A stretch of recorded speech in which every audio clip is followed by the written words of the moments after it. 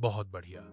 आपने स्पष्ट किया कि आप सोने का अंडा वाली कहानी एक लालच का नतीजा को एकदम लंबे और विस्तृत रूप में पढ़ना चाहते हैं, जिसमें हो विस्तार से घटनाएं, किसान और मुर्गी के बीच भावनात्मक जुड़ाव, संवाद, डायलॉग, दृश्य चित्रण और एक सशक्त नैतिक अंत।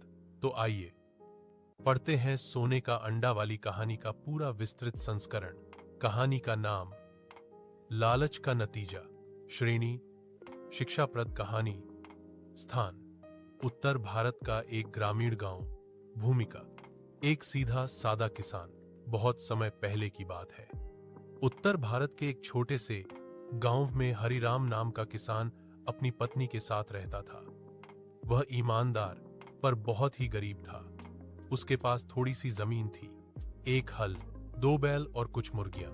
हरिराम दिन भर खेतों में मेहनत करता, लेकिन आमदनी इतनी कम थी कि परिवार का पेट भरना मुश्किल हो जाता।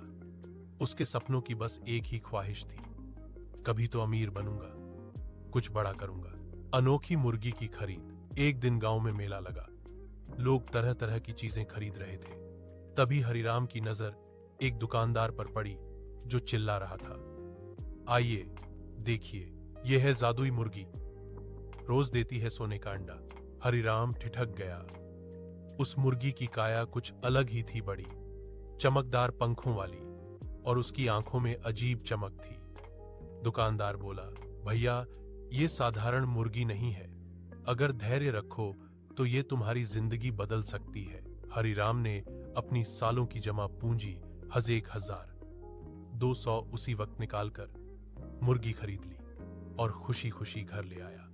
उम्मीदों का घर। हरिराम ने जैसे ही मुर्गी को घर में पिंजरे में रखा, उसकी पत्नी कमला चौंक गई। कमला, अरे राम राम, इतनी बड़